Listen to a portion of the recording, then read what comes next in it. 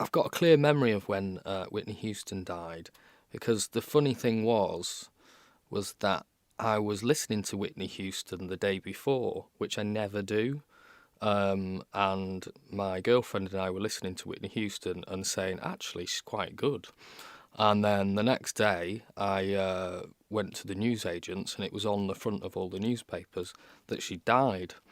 And it was really surprising and a strange coincidence that we'd listened to it the day before.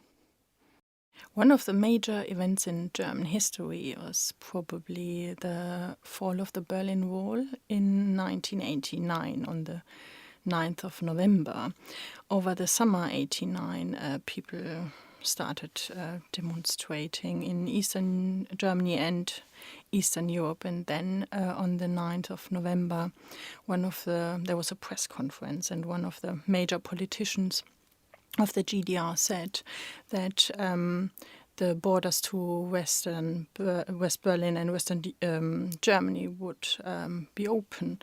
And one of the journalists asked, okay, when would that happen? And this politician said, he hesitated, looked at his notes, and then he said, oh, today.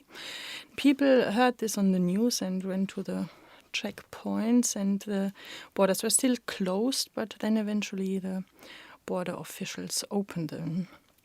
And a year later, the two Germanys got unified. And as a little girl, I took this very seriously and crossed out all the borders in my school atlas. Something I remember very well was when the ash cloud caused air traffic chaos in Europe, and people couldn't travel. And I was one of them. And it meant that I couldn't attend a conference, which potentially could have caused big problems. And I was able to attend by webinar online, and it actually went down very well.